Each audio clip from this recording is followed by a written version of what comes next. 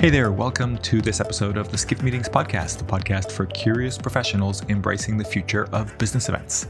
My name is Miguel Neves, and I'm the editor-in-chief of Skift Meetings. In this episode titled Incentives, Trends, and Personal Missions, I have the pleasure of speaking with my friend Annette Gregg, the CEO of SITE, the Society for Incentive Travel Excellence. In our candid conversation, we cover things like the SITE Global Conference as an example of where participants are going to experience a once-in-a-lifetime opportunities, the types of experiences that will get people out of their homes. We talk about how to address the imbalance in female leadership across the meetings industry. We talk about the importance of having a personal mission that goes beyond how we define ourselves through work. We talk about the research results from the latest Incentive Research Foundation's Trends Report in partnership with FICP. And we talk about how to nurture the next generation working in incentive travel. Hope you enjoy listening to this conversation, and I invite you to check out the other episodes of the podcast. You can find these on our website or by subscribing through your favorite podcast service.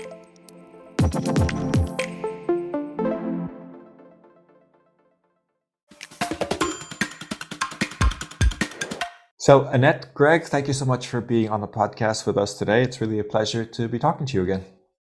Thank you, Miguel. So great to see you and so nice to catch up with you today. Absolutely. We've known each other for a little while. We were on the MPI board together, and then you also became MPI staff during that period. But wanted to start with a little introduction about who you are, how you kind of got involved in this crazy events and meetings industry. And if you could take us through, you have such a varied career. I don't know where you want to start, but just wanted to kind of get a little bit of an idea of that for everybody listening.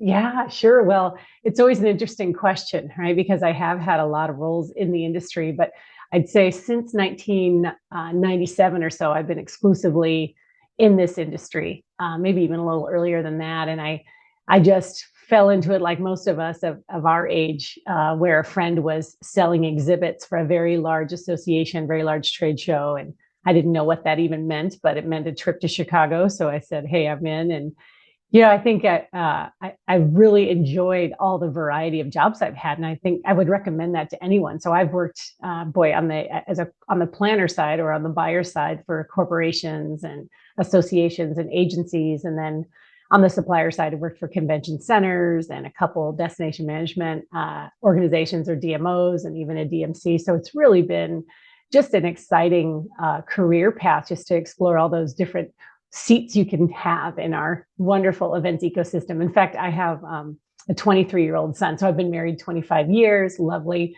wonderful husband here in San Diego. And then we have a 23-year-old son, his birthday's today, and he's working in our industry too. And I think it's just great to see that next generation get excited about live events. And that's where he wants to be. So he's doing some work with an agency in Los Angeles. Great. Well, happy birthday to him. And What advice are you giving him, kind of the bigger picture of the industry, when you speak to him? Yeah, it's a good question, because I end up talking to a lot of young adults about career pathing. I've taught for universities for years, and I just really feel a heart for that young adult. And it's a confusing pathway sometimes. I think we have a lot of emerging professionals that are very focused on one part of our events world, which is I want to be a wedding planner, or I want to, I want to work on Coachella. I want to produce festivals. I mean, they get really focused on something they just enjoy, and I think that's wonderful to have a path that you've clarified for yourself. But my advice to Evan and my son and anybody else is just really to try a lot of different things and keep your mind open as you're really starting your career, because you just don't know what might resonate with you. There's so many exciting things. I never thought I'd like trade shows so much. For example, I really love a trade show floor and watching a trade show being set up and torn down. And if I hadn't said yes to that very first job in the industry, I don't know if I would still be in the industry today. So I think it's just to stay open-minded and to try some different things, even though your first or second job might not be your forever job and might not be that exact fit of what you're looking for in the business events world or even the social events world. Just, try it, because there is a common thread in our industry. No matter what seat you're in, you're doing a lot of that same kind of project management work. So even if you're taking a job now with a corporation, but you really wanted to be with a small agency, just just try it, because again, those are transferable skills that'll continue to serve you in this industry. Yep, totally agree. And so when you speak to people outside the industry, friends and family, how do you explain what you do? Gosh, it's funny, isn't it? I think my husband's finally getting it, after 25 years. Um, I think people understand events, but when they don't understand the power that an event has to bring people together, I think actually the pandemic has probably helped us, because the ability to be together was taken from us in such a powerful way that now people understand how, when we convene, when we bring people together, how that really can advance relationships and businesses and just kind of humanity, and how humanity needs that to be together. So I explain that I'm in what I consider the business events area, and then I'll give some examples. So depending on the audience I'm talking to, if it's an audience under 30, I'll say, like Comic-Con or even like a Coachella or something like that, just to draw some, so they understand, oh, okay, I get it. Or Dreamforce, something that they'd really resonate with. And of course, not every event I've planned in my career, and we've all planned our career, is exciting as a Comic-Con, but we're just trying to get people interested and just give them a mind picture first of the realm I'm in. Sometimes it's a marketing spin I might put on it, like I'm working for the marketing team, or might be on the incentive side, like I am now, working more for the sales side. So kind of depends on the audience. Yeah, definitely have to read the room when you have that conversation. It's true. So you've now been in your new role, CEO of SITE. Congratulations for that. Thank you. The Society for Incentive Travel Excellence, right? How is it going? I mean, tell us a little bit about the new role and about SITE, I think, for anybody who's not familiar with SITE. Well, I was so honored to have this opportunity. SITE, I've been involved in SITE for probably 20 years. The Southern California chapter where I live here is very, very strong. And I've been attending events there on and off for a long, long time. So the nice thing, having come from another association where I was very, very involved for a long time there, it's nice to be with an association in our space. I mean, I could have been the leader for a totally different type of organization, but this really has a lot of crossover. I mean, really, incentive travel, incentive programs, they are another type of business event. They're rewarding top achievers in a company for their successes. And so, and in my past, one of my past roles, I planned incentive programs for very large financial firms. So it's a language I speak already, which has been really wonderful. And SITE's got such a passionate history. It's 50 years old. We'll call it a niche or a smaller association. I don't think SITE's aspiration is ever to be one of the biggest, because we're very focused on quality of that kind of that incentive practitioner. So, but there are some folks there that, again, that have been around and been members. We have many members over that 20-year mark, and they're still involved, and they're still very active in kind of these alumni roles. We have a past president's council. We have a lot of chapter leaders that continue to re-up. So that's a real sign of health in the organization, when you have a lot of passionate volunteers and they continue to raise their hand. So I'm 2 months in, and I think it's an exciting time to be with SITE. So again, we're in our 50th anniversary this year. In about 3 weeks, we'll have our global conference in New York City, and it's tracking to be one of our largest ever, which is just wonderful. I think it's going to really feel like a homecoming or a family reunion, having all these folks coming from all over the world. We have 15 different countries represented in our current registration list. So it's going to be really, really exciting time next month. Can you share a little bit about the event? I mean, what are your highlights so far? Sure. Well, we are fortunate to have a really good host committee with the New York and Company, NYC and Company, a DMO, and also PRA. And so they've gotten us into some really wonderful, iconic venues. So like the Apollo Theater and some of these kind of invite-only ballrooms around town. So I think that is going to be just very special for people to feel like they have a once in a lifetime opportunity. And I think that's, that's incentive travel and incentive program design in general. And I think not even just incentive programs, but all of us as we'll just call it, meeting designers and event designers, is just upping that ante of creating experiences that people can't get anywhere else. And I think that's just another reason that the pandemic has helped amplify and really accelerate our industry, is that people are not going to get out of their houses for just any old thing anymore. I mean, they do want to be together. We want to be with other people, but I think the expectations are higher that it better be something exciting, because it's not the easiest thing to travel right now. And some people are still just kind of getting their sea legs back as far as these events go. So it kind of makes us up our game, which is exciting for us. So next month's event is going to have a lot of surprise and delight moments that way, with authentic New York City infused throughout. Mm-hmm. Love it. I think we'll be there in some form to cover that as well. So that should be fun. Right. Now, I think you're well aware that the female ratio leadership in the industry is not quite as balanced as we'd like it to be. We're definitely a very female heavy industry, but on leadership levels, it doesn't tend to be so female driven. You're one of the few female CEOs as a major industry association. How do we address this? What can we do to change this? Or what are you doing to change it, I guess, in some ways? Yeah. Well, I love that question. And thank you for bringing that up. And I do think it's an issue. When you look at an industry, we'll call it our business events industry, is I'd say anywhere from 60 to 80% women. And we just don't have enough women at that highest level, whether it's a DMO leader or an association leader.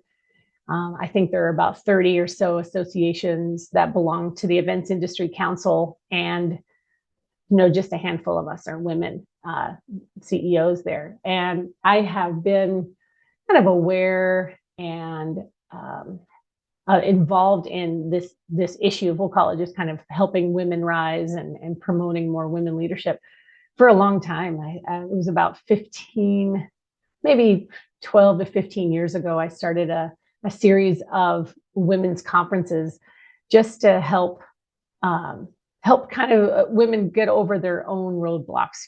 There are many external roadblocks as well, systemic roadblocks, but I think also maybe men have them too. But I know women suffer from some things that are self-inflicted, imposter syndrome or negative self-talk or just self-doubt. And so my goal in starting some of these conferences was just to create a safe space for business women to come together and say, okay, let's get there. How do we get there together? How do we, in fact, they were called Rise Up. How do we help others rise up from that? And even though I don't do those conferences anymore, they got a little bit busy. My life got a little busy, but we still kind of have that spirit in the women that I call my trusted advisor circle. And I think we intentionally do find ways to help each other advance. And whether that is, I'll call it mentorship. I think mentorship is a little bit of an overused term, but I'll help any woman that reaches out to me. I have not turned down one to say, hey, let's have a quick talk and how can I help with your career? If you have a question or you want to try to get to that next level, but even further than mentorship is that term sponsorship. And that's really when you start opening doors for other women. And how can you be that person that brings her alongside and brings her into the meeting or brings her into that introduction in that place that she wants that job, instead of just, here's a suggestion to you, what is that next level of really sponsoring that woman and really putting your reputation on the line with hers. And so I've done that as well. I think that's important. You have to be selective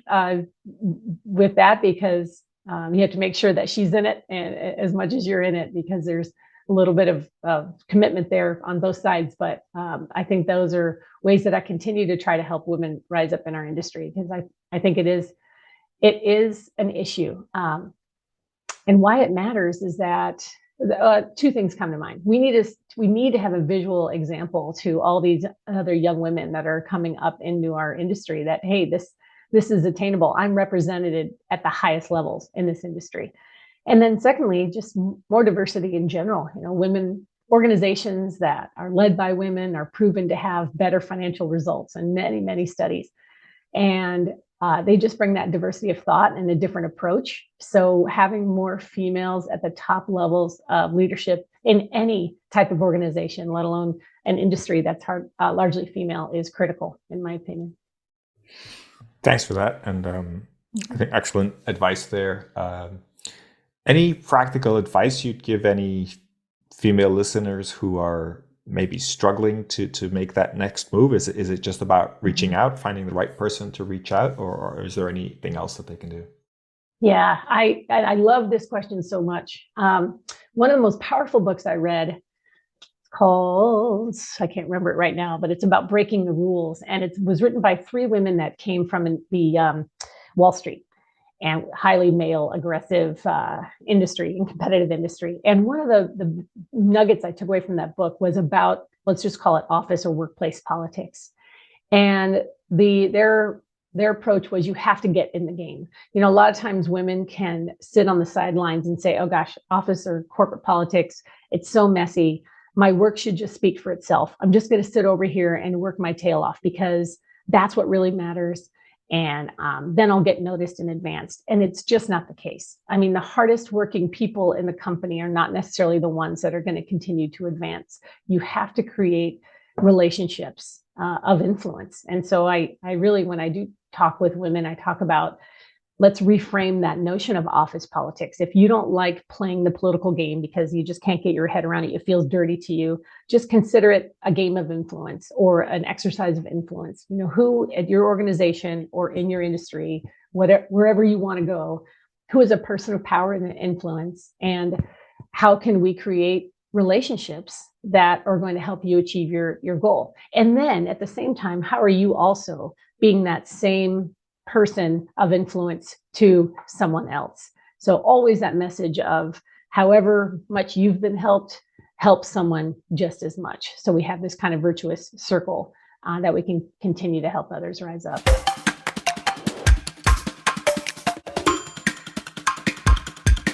I noticed that on your LinkedIn profile, you also have a sort of personal mission that sounds very kind of close to what we're talking about here, right? It says helping people live more authentic, inspired, and successful lives. And I think that applies across the board, right? Could you tell me how you got there and why you kind of sharing this personal mission? Yeah, thank you so much for bringing that up too. So I'll tell you a quick story. I was laid off, gosh, let me think about this, probably 15 years ago now. And I've had career changes, many career changes and layoffs and downsizing or what have you. But this one I just didn't see coming, and really just knocked me, my own confidence. And I was, again, in my mid 40s and had, or early 40s, had plenty of confidence in my trajectory. But this one just really knocked me sideways. And I started reading a great book, Brene Brown. A lot of you all listeners probably listen to her or read her stuff. And this one was called Rising Strong, that I read at that time. And it really helped me own who I am, and that the circumstances of my career, or really our lives, whether it is something tragic that happens or something that you're not expecting, doesn't have to define us forever. It's a situation that happens to us, doesn't necessarily have to define who we are as humans. And once I got my head around that, I started thinking about the power of a business card. And when you're between work or looking for your new opportunity, you don't necessarily have a business card to give people. And I know business cards are kind of antiquated now with LinkedIn or whatever, but it is a symbol of, hey, I actually have a place where I am and I have purpose, professionally, and I'm handing you this. And when you're not at work, you don't have that. And I thought, I'm never going to let any situation take away my self-worth ever again. And so I made personal business cards. And I still have a few. I should make sure I reorder these. But I made personal business cards. I wanted to remind myself that I have purpose and I have a mission in my own life. Doesn't matter if I'm working or not, or it's really how I show up no matter what. And so this was a tagline I created for myself and my own personal business cards. Thank you for sharing that. And I think that's a really powerful kind of drawing in and kind of looking inside and kind of figuring out who you are and separating yourself from the job that you do, which I think is quite important, particularly in difficult times, right? It's easy to sort of let your identity be driven by whatever job you're doing. So it's so true. And fear is so powerful too. When something that you didn't see coming happens like that, you start doubting yourself and you have a lot of fear that pops up, and it really can kind of hijack your brain and all, again, I wasn't young when this happened to me and I knew what I had to offer, but if you weren't ready for it, you weren't braced for it, a lot of things can start happening to you mentally and emotionally. You just got to kind of take a minute to get back, I'll call it control, but at least identify it, at least say, okay, this is what I'm feeling. Why am I feeling this? And is it logical? How can I feel a different way? So yeah, thank you. It's worked for me. And I've given that example to a lot of people. And when I teach a lot at San Diego State University, and I've had my students do that personal business card exercise often, probably 15 times. And it's hard for people. If I say, okay, what's your personal tagline? Not I'm Annette Gregg and I work for FICP. What if you introduce yourself some other way? I'm Annette Gregg and I help people live more authentic, inspired, and successful lives. Oh, what is that like? Tell me more about that. And it's really hard sometimes for people to kind of think about, boy, what do I stand for? But that's a powerful exercise, isn't it? If we can identify our own tagline and that's who we are no matter what, that gives you a lot more power and probably a lot more confidence as you go into your next job interview. Absolutely. No, I really like that, the power of identifying your own tagline. Mm-hmm. So I wanted to go back a little bit to the work that you're doing in FICP. Obviously, this is kind of now your remit. And I know that FICP also has a research arm, right? The Incentive Research Foundation, right? And you do the index. Is it annually? Is it quarterly? How does that work? And what was the latest results? Thank you. So we have in our foundation, we partner with the Incentive Research Foundation. So it's a separate foundation, and we partner with FICP, Finance and Insurance Conference Planner Professionals Association, because there's a lot of crossover there. FICP members do a lot of incentive programming, and so we do an annual incentive travel index, and it's optimistic. Looking forward to 2023. So I'm glad to present just a few nuggets. And just to be clear, who do you survey? Yes. So we survey all our members. So we have 2,500 members, and then we'll survey also, I think FICP has about 2,000. And then whoever the Incentive Research Foundation has access to. So probably went out to about 10,000 folks. And we had a good response rate, about 35% response rate. Most of the respondents are incentive travel agencies, with the next one as suppliers. And then we have incentive travel, we'll call them practitioners, the ones that are inside corporations, and then even some of the end users, so some of the attendees and participants in the incentive travel. So it was a good cross, and it was global, but we did separate the data, US versus rest of world. And so the US is recovering a little stronger for next year. North American buyers say that next year, 67% of them say actually next year, which is now this year, they will get back to pre-pandemic levels as far as their programming. We're only 50% of the rest of the world are pacing that way. So we see that in a lot of your research too.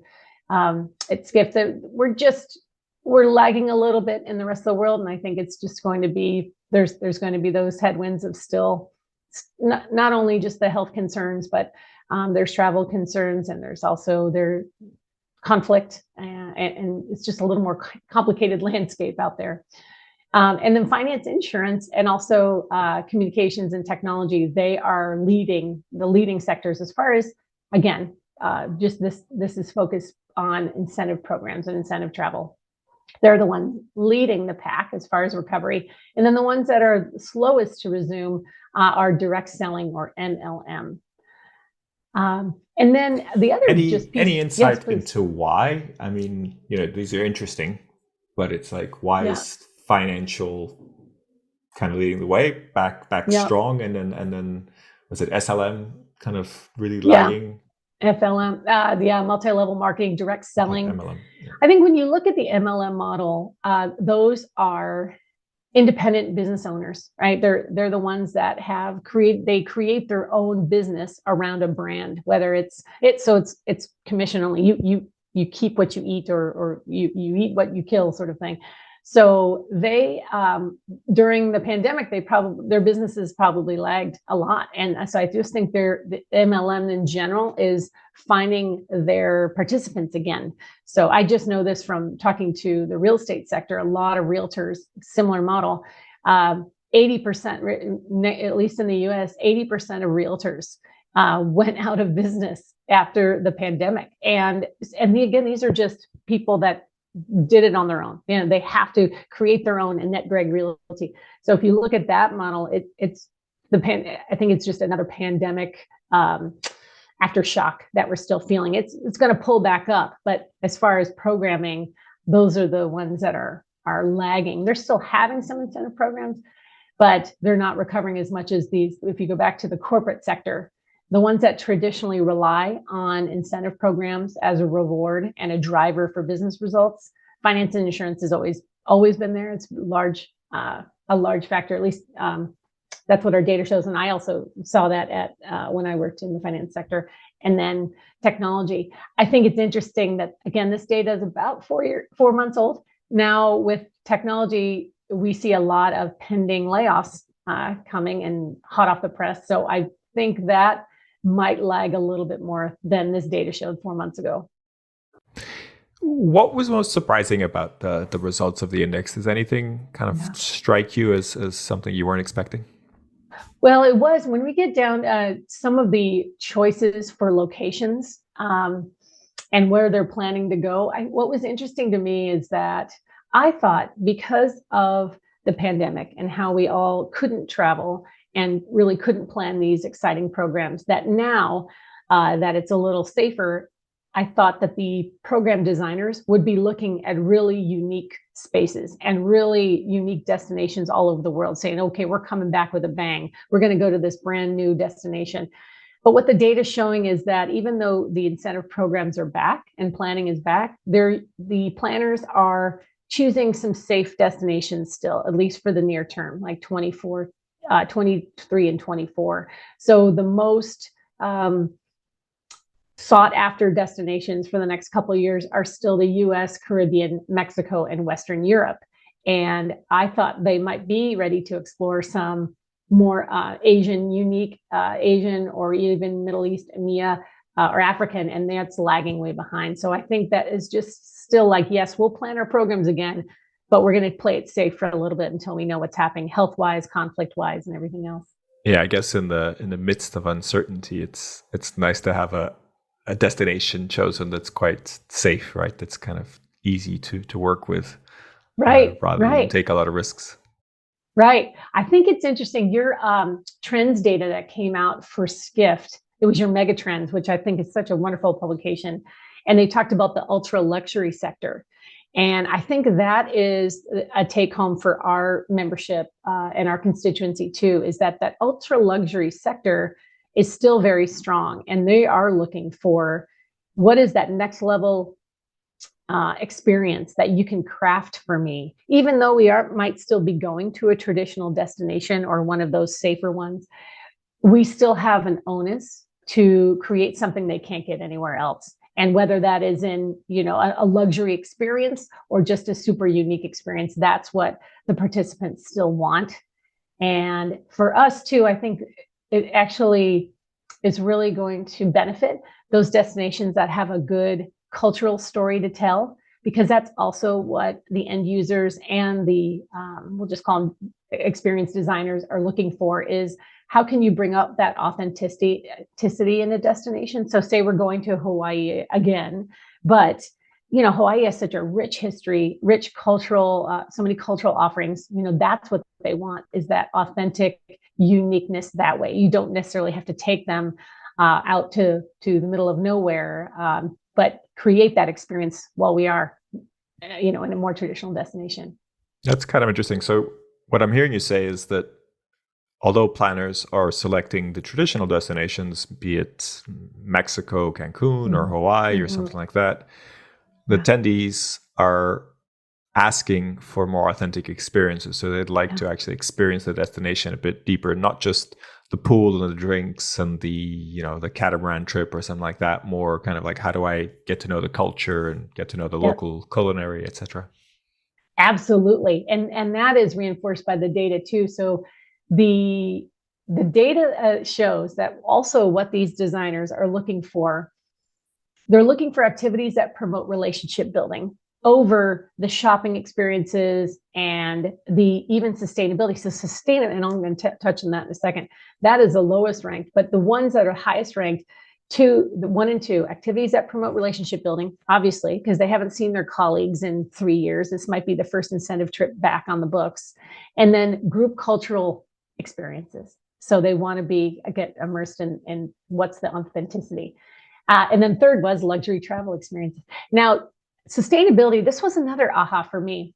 Sustainability, and so activities that promote practices around sustainability ranked really low in respondents and what these experienced designers are crafting and also what the end users are looking for.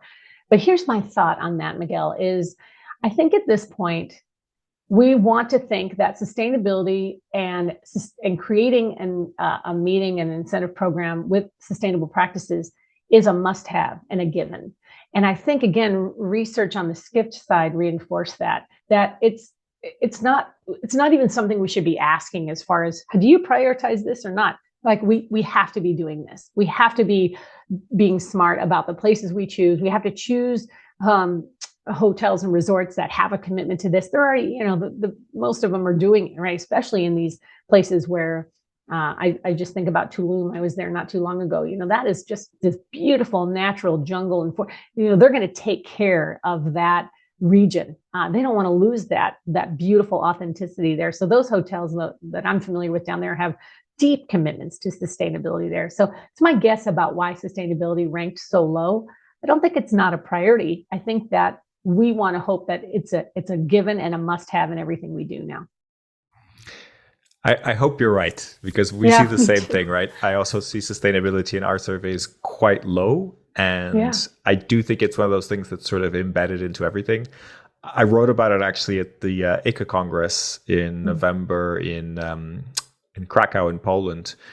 The main themes of the Congress were sustainability, diversity, equity, and inclusion, and legacy. And what was interesting was they didn't sort of have a legacy track or a sustainability track or a DEI track. It was just part of how everything was shaped. So it's that sort of idea of these things now are just things that we have to do and are good for us to do. And then we talk about, the business side of the topics, etc. But there's always an underlying kind of element of that. And I think that is healthy, but I don't know. I have my doubts whether people are choosing properties on sustainability causes. I do think that they are choosing. It's nice when they see that there's great sustainability, and if they really care, they can go in and actually see that the initiatives are really positive. But I'm not sure that that's a sort of prerequisite. I don't think that's the first thing on the RFP. I'm fearful of the same thing, and I think we can't let our foot off the accelerator when it comes to that. It can't just be a check the box thing. How are we showing it and really taking a minute to saying, okay, what are we doing at our own conference? What is our commitment? What are the 5 things that we're going to say we're doing? And it's a lot. I know for being on the practitioner side in many of my roles and being a planner, it feels like another thing I got to think about. And in the meantime, I've got all these attendee needs coming at me and everything else. It's just, we have to get to that point where it is as important as food and beverage and as important as the ballroom setup. I agree. We have to keep fighting that fight. Absolutely. So I want to start wrapping up, but I wanted to kind of get from you some sort of big picture thinking. Challenges that the industry is facing. Is there anything that you're seeing that isn't obvious, that you're seeing that's coming up ahead, that you're thinking, actually, we should be paying attention to this because this might be a big issue coming up next? Well, I don't know if it's not obvious, but I'm going to underscore it anyway. It just continues to kind of hit me in the face. Is about really recruiting that next generation of meeting event professionals. And if you look at the amount of baby boomers that are soon to retire, and most of our associations have an aging membership and an aging community. So I know at First Sight, only 20% of our membership is under the age of 40. So what we have got to replenish, the pipeline. And so if you look at, I'll just stick with the association world. If you look at why people join, it's a different reason that why people join if you're in your 20s than you're in your 40s, or than when I joined 20 years ago. Why do people join today? It's different. And if they join at all, and is membership the brass ring, or what else does success look like for an association? So I think for associations alone, we really have to look at that. What's going to lure that next generation? And then I also look at our industry and how it really took a hit. We all know this in the pandemic. A lot of people left it. It's hard work. It's rewarding work. Those of us that are long timers, we love this industry. I'm not going to say it hasn't been hard work. And so I'll take my son, if I'm looking at a 23-year-old and he wants to get into this industry, what's the positioning that we have to look at? And how are we talking about our industry? Even the word hospitality is misleading. It doesn't do our industry justice, I think, although I like serving people and I like being hospitable, but it doesn't necessarily, it's not as sexy maybe as some other careers. So when you're thinking about the type of work that we have to offer that next generation, which is super exciting work, exploring other nations and other cultures and crafting these experiences that bring people together that can really move businesses forward. And, we love our work. So we have to find ways to better explain it to that next generation and really recruit them beyond the, I want to plan the next Coachella. There's exciting work to be done on the business event side. So I think that's, for me, the biggest challenge that I'm going to be diving into with our team is that next generation and how are we positioning it. And then, everything else that's obvious is the financial situation and kind of the geopolitical things happening around the world. We are, as a small association, we're 2,500 people, but we have members in 90 countries. So we have a lot of different situations happening to all of our members and our chapters. And so what does that look like for Sight? How do we create stability in our own membership? And what does success look like? To have 5 people in a certain chapter somewhere, how are we spreading the word, or at least serving that community? Absolutely. And so to kind of build on that, when you think of incentive travel, the area that you're specifically looking at, and you think of an incentive trip in the next 5-10 years, what's going to be different about an incentive trip in the kind of near or midterm future? I think that's such an important question, Miguel. So back to the positioning statement, a lot of people were drawn to incentive travel because it's extremely creative, and the spend per participant. So our members that are crafting these incentive programs, they're spending anywhere from $6,000 to $8,500 US per person on these programs. So it's a lot more creative when you have bigger budgets. So incentive programs are very exciting, and because you really get to do things you couldn't do anywhere else. Having dinner on top of a glacier, and that's not an exaggeration. Those crazy stuff. So yes, that is a great lure for people to get people in our industry and to continue to have eyes on these things. And at the same time, I think we have to look at the bigger reason that I get excited about incentive travel and incentive programming is that it really celebrates human achievement. When you think about getting these people in a room, these are the top achievers of their companies. And, how do we make them feel really great about that, that they've achieved the top of what they've been asked to do, and they're moving their companies forward. And that is that kind of spirit. That's what the world needs more of right now. And we're still with these hybrid work environments. We're still very fragmented. I read a stat, it might've been in Skift, can't remember, but that we're spending, it was in your research, Miguel, that we're spending less time than ever with even our closest friends. And that worries me for humanity. We need to be together, and we know that magic happens when we're face to face. So why I get excited about the future of our industry not only incentive programs, but just business meetings and programming in general, is getting people together in a room is magic. And humanity needs it. And with incentive programs, we not only get to do that, but we also get to celebrate the best of the best. So I think that I want to continue to kind of encourage my side of the industry, that incentive professional, that they're doing great work on a grand scale, really celebrating humans and getting them together. So I think, to specifically answer your question, what will it look like going forward? Data shows, again, the younger achiever now. So we're aging out. You're getting 75 million of these millennials and Gen Ys coming in, and they are now becoming the top achievers. So what they look for is different than what that 50-year-old top achiever looked for in that incentive program. And they are looking for more authenticity, more unique, less constructed programming. So yes, they want to be with their peers, but don't tell me what to do every minute of the day with all these different activities. So a lot more of just, I'm going to pick my space and pick my path.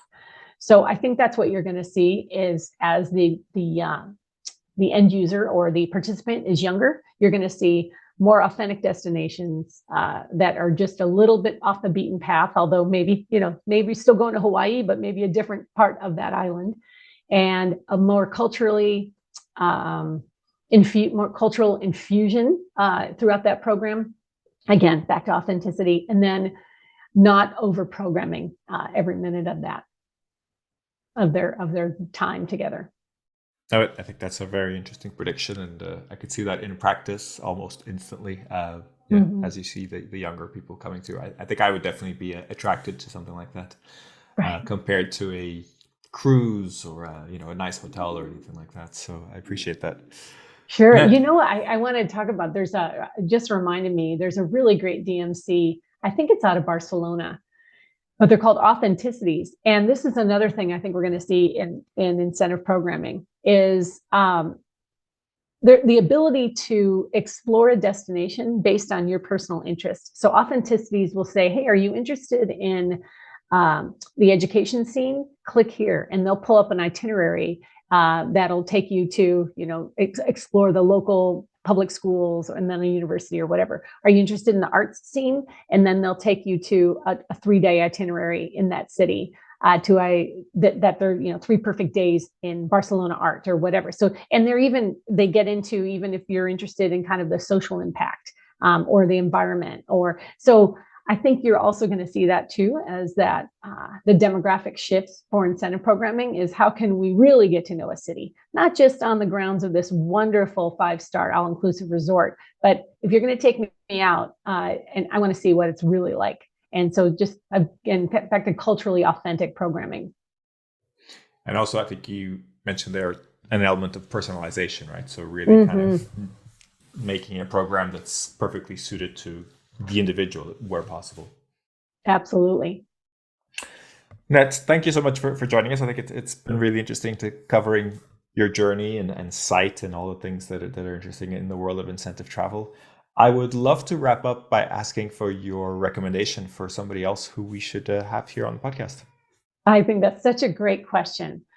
So I am going to give you, I had a few ideas, but I'm going to give you Jason Dunn. So Jason Dunn is the new executive director of National Coalition of Black Meeting Professionals. He was the chair for many years, but now he is the paid executive director. And Jason is one of those inspirational humans you just want to be around. He is an amazing man, and he also has just such a heart for having amplifying voices that need to be amplified. In a respectful way, but persistent and professional. And so he's one of my favorite humans, and I would recommend Jason Dunn to you, Miguel. Perfect. I look forward to meeting Jason and having him on the podcast. I think that'll be a really good conversation. So thank you for that recommendation. You're welcome. Well, thanks for having me today. So great catching up with you. You're really welcome. Thank you for being on the show with us. I hope everybody listening enjoys the interview, and I hope to see you back on the Event Manager podcast soon. Take care, everybody. Bye. Thank you.